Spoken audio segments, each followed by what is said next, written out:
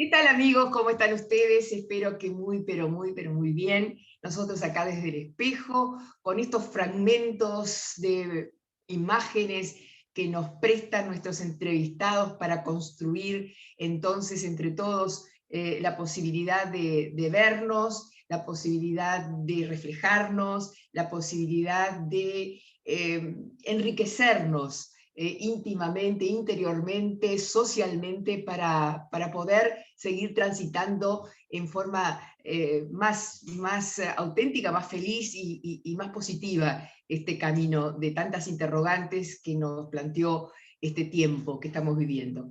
Uno de los temas que a nosotros más nos gustaba tratar es el rol de la familia y en el aprendizaje socioemocional de niños y adolescentes, esta posibilidad de poder entender y aprender nuevas modalidades para que se enriquezca la relación de estos niños o estos adolescentes que están con nosotros conviviendo. Por eso estamos conectados con Silvina Urruti, psicóloga especializada en estos temas, para conversar al respecto. Bienvenida, Silvina.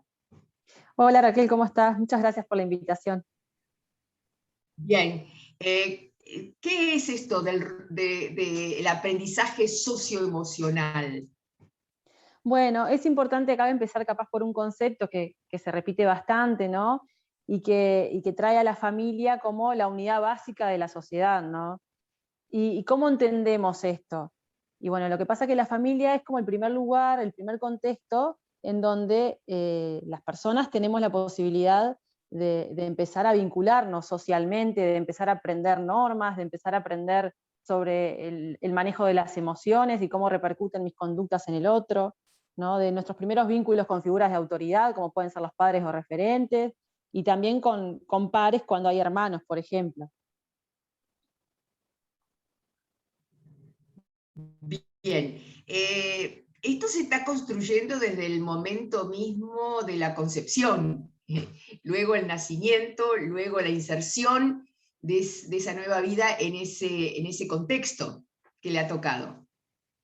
Exacto, sí. Y que la familia se entiende como un sistema en donde cada uno de sus miembros son interdependientes, es decir, lo que le pasa a uno afecta al resto de alguna forma. Entonces, sin duda que es fundamental que todo lo que se vive ahí va a terminar repercutiendo lo que es el aprendizaje y el manejo de las distintas funciones, tanto emocionales, cognitivas, sociales, que después ese niño va a desempeñar en el mundo adulto, digamos. El rol del padre, hombre, o digamos, eh, ¿cómo se resuelve? ¿Cómo se inserta? ¿Qué importancia tiene?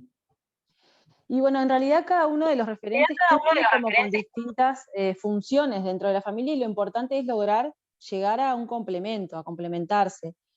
Desde la teoría cognitivo-conductual, por ejemplo, se dice que muchas veces no son las situaciones en sí mismas las que a nosotros nos hacen reaccionar de una determinada forma o tener una determinada emoción, sino que es lo que nosotros pensamos sobre esa situación. Ese pensar es un diálogo interno que vamos generando a lo largo del desarrollo. Entonces ahí el aporte de cada uno de los progenitores o de los referentes que tenga el niño van a estar influyendo en esa visión del mundo que el niño desarrolle y en esa forma como de resolverse frente a las distintas situaciones. Bien, pero hay momentos en que no hemos podido resolver como padres nuestro rol, y el rol está en ensayo permanente. Y ahí la flexibilidad de la relación tendrá que ver también con el crecimiento del rol de padre. Sí, exacto, ¿no? Que justamente está como en continua revisión. Se dice que hay distintos estilos parentales que van a influir de diferente forma en lo que es la inteligencia emocional del niño, o sea, en el desarrollo de estas habilidades interpersonales, en el desarrollo para poder afrontar determinadas situaciones de estrés, por ejemplo, ¿no? Y que estas habilidades tienen que ver en parte con el estilo que el padre o la madre ejercen durante la crianza. Los estilos tienen que ver con estilos más autoritarios, ¿no? Donde hay menos flexibilidad, mayor rigidez, sobre todo lo que tiene que ver con la puesta de límites, ¿no? En la comunicación. Estilos más permisivos, en donde sucede lo contrario, ¿no? O sea, hay una dificultad para decirle que no frente a determinadas situaciones, por ejemplo, al niño, y estilos más democráticos, que es lo que se ve que son los más como equilibrados, una relación más madura con el hijo, puesta de límites más claras, que pueden ayudar al niño a saber por dónde ir. Lo que se dice es que en realidad los padres o los referentes oscilan entre estos estilos, no es que tengan uno u otro, pero sí que claro, que pueden estar como más, pueden tener una tendencia a irse más hacia un lado, digamos. Lo importante es poder reconocer cuáles son estos estilos para poder también apoyarme en el otro progenitor, ¿no? En otras personas cercanas que yo tenga para la crianza del niño y así complementarnos, digamos. La puesta de límites es un tema que los padres, sobre todo, no sé, jóvenes, por decir algo, también tienen como más claro, pero a su vez puede ser más estricto, menos flexible. O sea, ¿se puede poner límites con flexibilidad? Claro, sí. La puesta de límites es un tema bastante complejo, ¿no? Y que atraviesa todo el desarrollo de los niños y de los adolescentes. Eh, y tiene que ver con la obediencia, ¿no? De fondo el tema que hay es la obediencia. Y a veces tal vez uno piensa que el niño tiene que ser obediente y en realidad es una habilidad que se va desarrollando también. Los niños en los primeros años de vida tienen como esta tendencia a tener rasgos más oposicionistas, ¿no? A ser un poco más desafiantes o a hacer berrinches, que pueden ser normales y que tienen que ver con el desarrollo. Claro, hay niños que por su temperamento, por sus cuestiones genéticas, capaz que tienen la tendencia a ser más dóciles o más obedientes, y hay otros que son un poquito más complicados. Entonces ahí está la capacidad del adulto de poder como orientar y moldear estas conductas, porque en definitiva en la familia esto se va a hacer siempre desde el amor, desde el afecto. Si no logro en la familia poner límites de forma adecuada, seguramente después el niño cuando se enfrente a la escuela o a otros ámbitos, va a tener que aprenderlo de una forma que va a ser distinto a como me lo pueden enseñar mis padres. Sí, hay toda una cuestión con el tema de los límites o de la obediencia que capaz que está bueno como tener en cuenta que primero el adulto tiene que regularse, regular sus propias emociones antes de reaccionar frente al niño, ¿no? Porque si bien los niños y los adolescentes aprenden de lo que les decimos, hay algo que es fundamental, que es que aprenden mucho más de lo que ven que nosotros hacemos. Entonces, si yo le digo al niño que no puede hacer una rabieta o que se tiene que controlar, que se tiene que comportar, y yo voy en el auto y salgo en la calle, tengo un problema y termino insultando a la persona a la que le toqué bocina, por ejemplo, el niño eso también lo va a estar viendo y va a decir, bueno, acá hay una incoherencia, ¿no? Entonces tenemos que tener presente eso, que el niño aprende de lo que le decimos, pero mucho más aprende de lo que ve y de cómo yo me relaciono como adulto con otras personas de mi entorno, cómo manejo mis emociones frente a otras situaciones que se me van presentando y frente a situaciones que se presentan con el niño.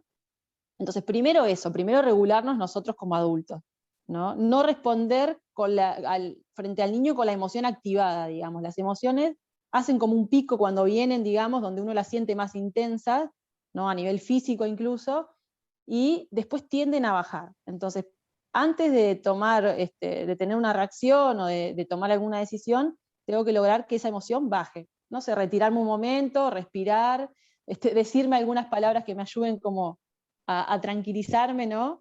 Y ahí sí después reaccionar. Que entiendo que esto es difícil, ¿no? No es una habilidad fácil, que hay que practicarlo, se entrena, ¿no? Pero bueno. Después con los niños hay que tener en cuenta que hay que ser claros en cuanto a lo que le pedimos. Tenemos que tener su atención en un primer momento. Yo no puedo pedirle algo al niño si no me está prestando atención. Para que me preste atención, el niño tiene que estar mirándome, ¿no? Tengo que estar cerca, a una distancia cercana. No puedo gritarle desde el otro cuarto, por ejemplo, pedirle algo desde el otro cuarto, sino que tengo que estar ahí cercano a él. Una vez que tengo su atención, le tengo que dar la instrucción clara. Por ejemplo, tráeme el trapo rojo que está en la mesa, ¿no? Clara y bien concreta, y ahí tengo que esperar. ¿Cuánto esperar? Bueno, se dice que aproximadamente hay que esperar 10 segundos para ver la reacción del niño, darle la posibilidad que el niño pueda pensar en lo que tiene que hacer y ahí ver su respuesta. Si el niño responde de primera y me trae lo que le estoy pidiendo, no olvidarnos de elogiar esa conducta.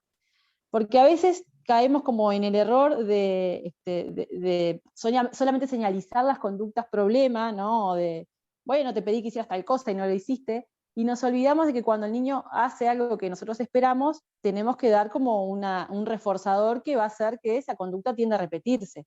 Entonces, elogiarlo. Es decir, bueno, tener la atención, dar la instrucción clara, esperar y elogiar cuando la conducta se da. Ahora, también nos puede pasar que el niño empiece, ay, ¿por qué siempre a mí? ¿Por qué no le pedís a mi hermano? ¿O por qué lo tengo que hacer yo? ¿No? Quejas. Ahí lo que voy a hacer es no responder a eso que el niño está haciendo. Voy a esperar ese tiempo prudencial de 10 segundos a ver si me trae lo que le pido.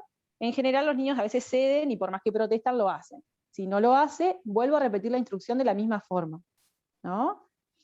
Tengo su atención, repito la instrucción con un tono de voz más firme, distinto al anterior, que el niño entienda que esta es la segunda vez que se lo estoy pidiendo, y ahí espero nuevamente, y bueno, si el niño me trae lo que le pedí, lo que no voy a hacer es elogiarlo.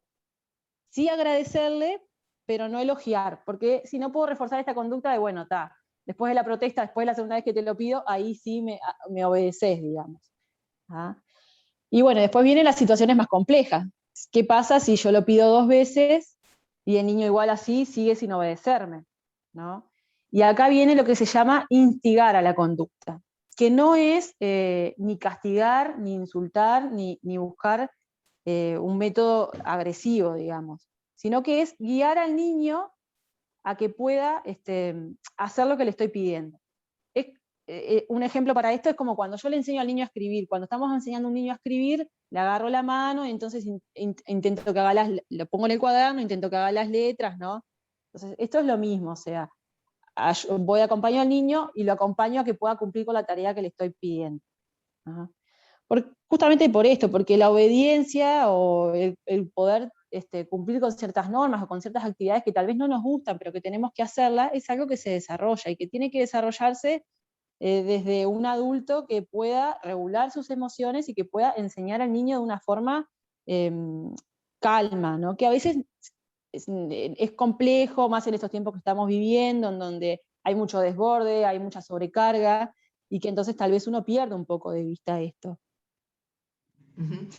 Y bien interesante. Y lo otro es, ¿han aparecido más berrinches en estos últimos tiempos en los niños que estás tratando? ¿Cómo ves eso? ¿Y qué son los berrinches?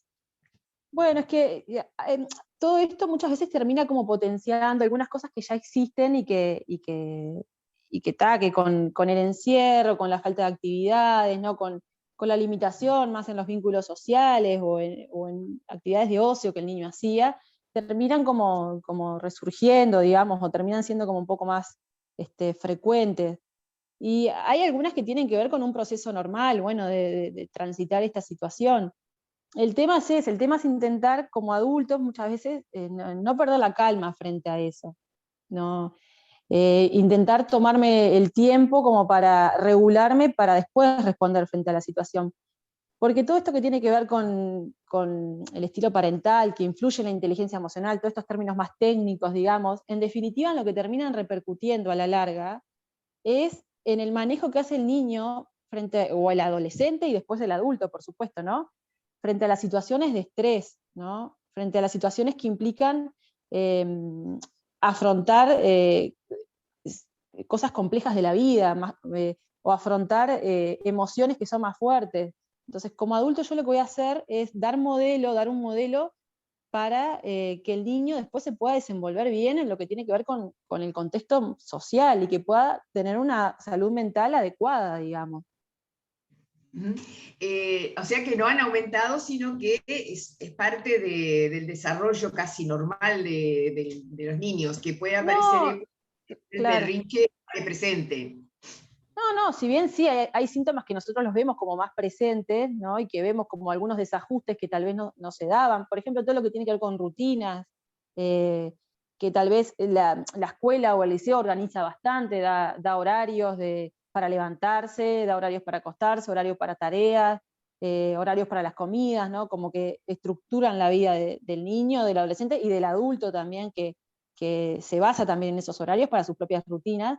Entonces vemos que hay algunos aspectos que sí, se están viendo como afectados, ¿no? Y que incluso ahora, por ejemplo, con los adolescentes, algo que está surgiendo en la clínica, es que esto de no saber bien cuándo empiezan las clases de nuevo, o cuándo comienza la presencialidad, los tiene como más afectados, porque ellos antes sabían, bueno, después de tal fecha empezamos, el año pasado, ¿no? Entonces eso ya los tenía como organizados, estructurados, sabían que llegaba tal fecha y para los parciales ya estaban presenciales y que entonces eso iba a hacer que tal vez algunas cosas fueran más fáciles. Ahora es como que empieza como un desánimo, como una languidez, como esto de cuándo se termina, ¿no? ¿Cuándo vuelve la vida normal? ¿Cuándo voy a poder juntarme con mis amigos, festejar mi cumpleaños de 15, hacer mis cosas normales, digamos? Que por suerte con la vacuna empiezan como a decir, bueno, hay una luz de esperanza, en algún momento se va a acercar. Pero si esto de no tener como una fecha concreta, a veces le genera como un poco más de ansiedad o de síntomas de estado de ánimo más bien bajos, digamos. Claro, ¿la depresión ha aumentado o simplemente son estados de ánimo que van a cambiar en la medida en que cambie su realidad? No, y bueno, si bien han aumentado síntomas de estado de ánimo más bien bajos, ¿no? Más bien tendiendo como a esto de la depresión, sí tal vez quienes se ven más afectados son adolescentes o niños que ya presentaban estos síntomas y que se han visto como agravados, digamos. Eh, sí, hay cosas que son normales por la situación y que es esperable que también que cuando a medida que se van retomando las actividades, esto va mejorando, digamos. Pero sí hay otros síntomas que son más permanentes y que tienen que ver con, bueno, con otras patologías o con otras situaciones que ya existían. ¿Previenen o prevén, mejor dicho, ustedes que esto está cambiando el paisaje de la familia, el paisaje de las relaciones parentales y filiales, y que va a dejar una marca bastante importante y una realidad luego que empiece una normalidad que no sabemos muy bien qué características va a tener? Creo que esta ha sido una situación que ha dado como la oportunidad, ¿no? de poder compartir más tiempo juntos y que entonces eso hace que tal vez que cosas que antes se podían perder o podían pasar desapercibidas, ¿no? en la cotidianeidad o en la rutina, pudieron ponerse como más en el foco. Entonces, sí, por ejemplo, en la clínica vemos padres más preocupados por algunas cuestiones, ¿no? de redes sociales, de horarios, de con quién habla, en adolescentes, ¿no? Por ejemplo, con quién habla mi hijo hasta tan tarde, ¿no? No sé, aplicaciones que están utilizando, que capaz que antes pasaban un poco desapercibidas en el trajín del día a día y que hoy están como más visibles. Y que en realidad eso tal vez está bueno porque fomenta que haya como un mayor involucramiento, ¿no? Lo que tiene que ver con, bueno, en qué está mi hijo, ¿no? Así que por un lado son cosas que tal vez pueden llegar a ser positivas si se encaran y se utilizan bien, digamos.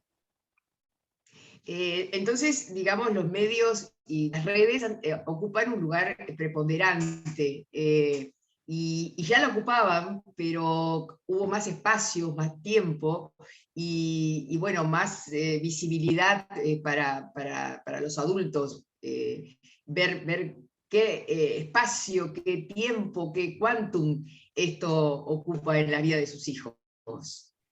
Claro, y que hoy en día eh, la vida social básicamente ha sido por ahí, y que entonces es difícil el poner el límite de, bueno, cuánto rato, cuánto tiempo, cuánto lo dejo o cuánto le saco, digamos, ¿no? O el teléfono, la computadora, porque todo se va desarrollando por ahí.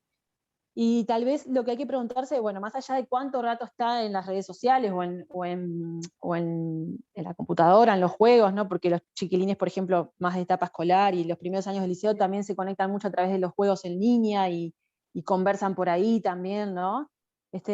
Hay que ver también cuánto tiempo de actividades fuera de la pantalla tienen, ¿no? Poder como tener un equilibrio en eso. No es simplemente, bueno, a ver, cuánto rato le está dedicando al celular, sino, bueno, le está dedicando tiempo al celular, pero bueno, ¿qué otras actividades complementarias fuera de lo que es la hora de pantalla puedo tener yo en mi casa? ¿No? Que también se entiende, porque a veces, claro, los niños están ahí, o los adolescentes, y es más fácil, se entretienen más, están ahí como, aguantan un rato más, ¿no? Mientras capaz que los padres están teletrabajando, por ejemplo, pero por eso es importante, bueno, después de que pasa el horario de trabajo, o de clases, o de tiempo de ocio en pantallas, bueno, ver qué puedo hacer fuera de lo que es eso.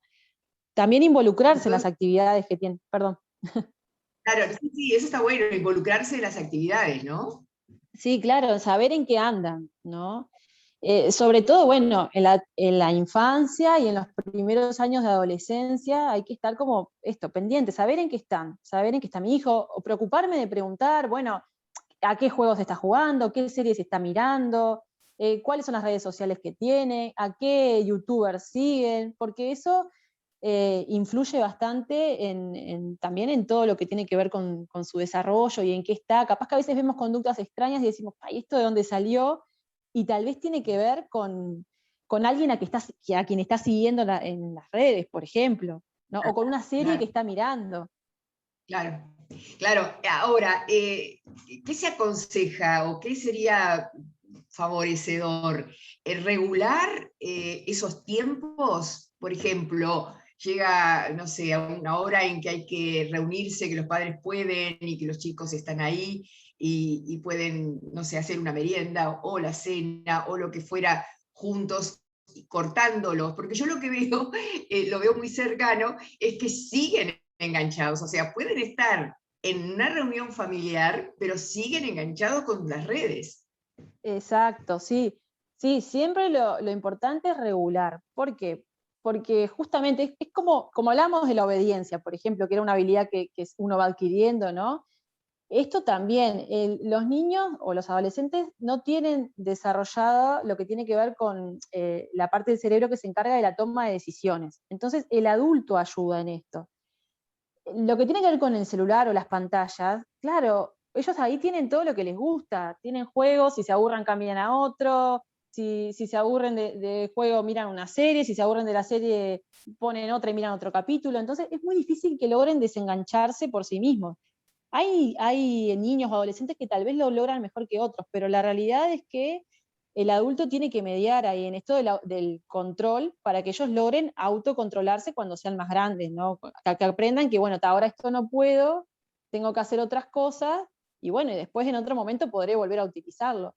Pero sí es muy importante el rol del adulto ahí porque ellos no, ellos ahí tienen todo lo que quieren, ¿no? Y tienen una diversión fácil, y si me aburro cambio rápido, entonces necesitan de un Bien, adulto que los controle. bien, pero eso es adictivo, ¿no? Puede llegar a ser adictivo, porque ya está ocupando un espacio en tiempo muy grande y de atención muy grande en los niños y sobre todo adolescentes. Y entonces, estamos facilitando el pasaje a otro tipo de dependencias, yo no quiero decir adicciones, pero de dependencias. Y bueno, lo que pasa es que ahí entran varios factores en juego, entonces capaz que no es tan fácil decir, bueno, como este niño, este adolescente pasa varias horas ahí, después puede desarrollar otras conductas adictivas. Pero sí que si hay factores de riesgo que se van sumando, van aumentando la probabilidad, sí, sin duda que sí. Este, por eso es muy importante el rol del adulto en esto de fomentar el autocontrol. A nosotros lo que nos pasa, por ejemplo, de ver en la clínica, es de chiquilines que se conectan a las clases, ¿no? Por Zoom, por ejemplo, por la plataforma, y que a su vez tienen el celular y están jugando en línea a la vez que están en clase. Y que si el adulto no está ahí en la vuelta, eso no lo ve. Y ellos, claro, ellos van a decir que no, sí, sí, estoy acá prestando atención a la clase, pero uno tiene que estar ahí un poquito en ese rol más de controlar, de ver en qué andan, de estar presente y poder poner los límites adecuados. Claro, porque el tema de los horarios por sí mismos no sirven, porque inclusive cuando están asistiendo a una clase por Zoom pueden estar, como tú decís muy bien, con el celular Sí, al lado, atendiendo, jugando o conectándose por WhatsApp o lo que fuera, ¿no? sí. Entonces, hay desafíos muy grandes para los adultos, para los, digamos, los encargados de la educación, porque además hay una cantidad de temas que les recae en estos tiempos, como es el de, no sé, el aprendizaje, educación,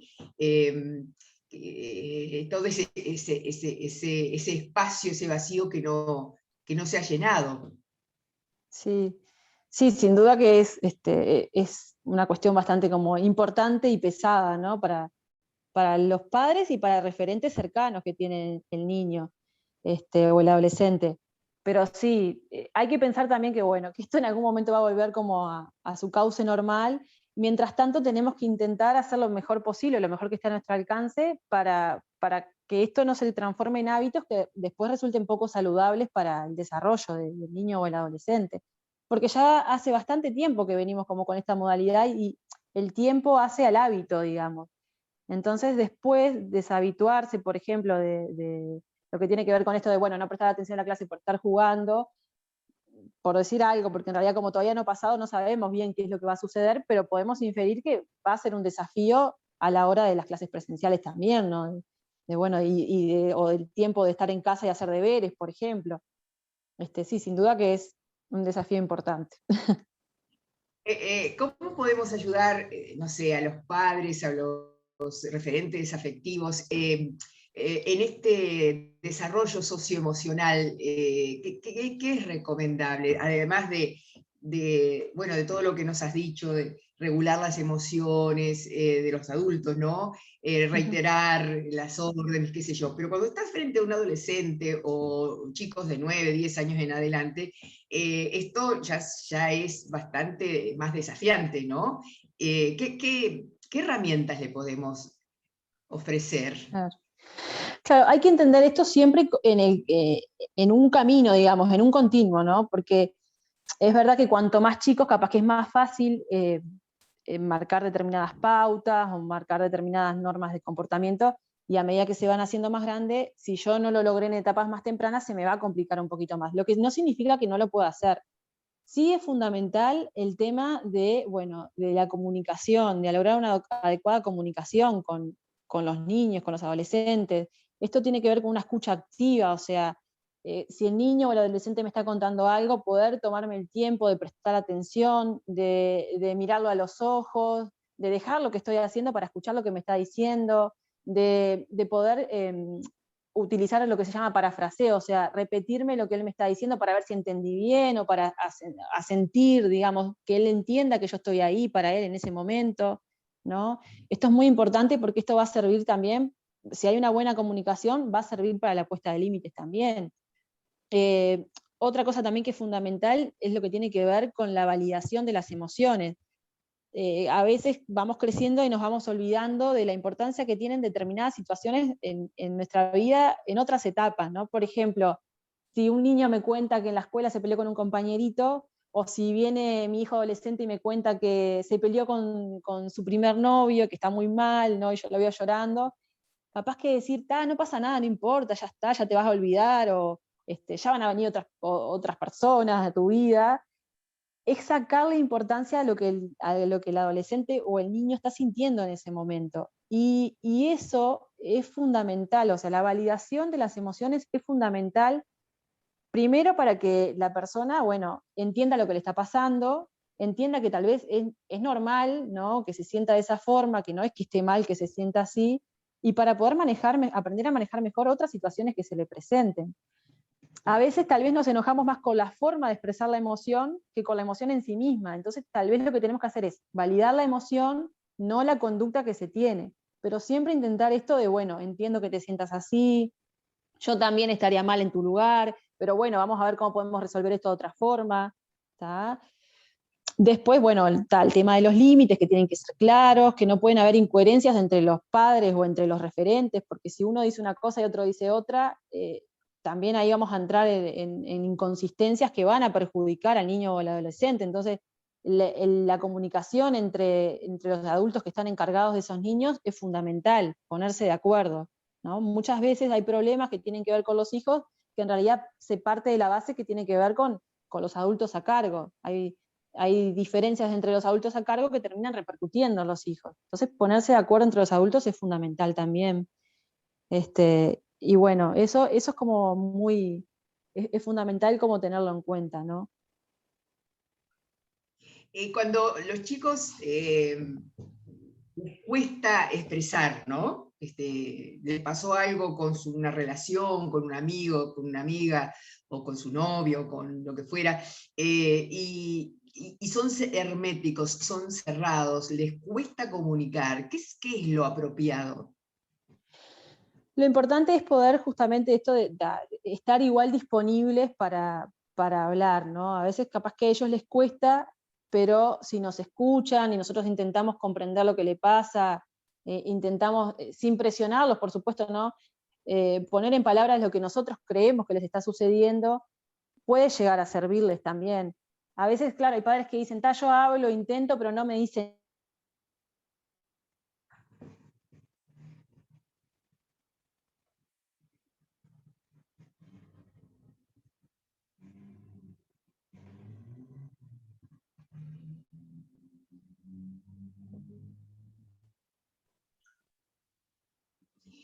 En estos minutos finales, la importancia para ti que tiene la familia, los referentes afectivos, en el crecimiento y en el desarrollo socioemocional de niños y adolescentes. Digamos, ¿cuál es para ti la importancia? Y además, si esto ha cambiado en estos tiempos, donde de pronto los padres o los referentes se han dado cuenta más de la importancia de llenar esos espacios de crecimiento más certero, más seguro, más confiable desde lo emocional, ¿no? Para los jóvenes. Sí, bueno, el rol de la familia es fundamental, ¿no? O bueno, de los referentes afectivos que tenga el niño.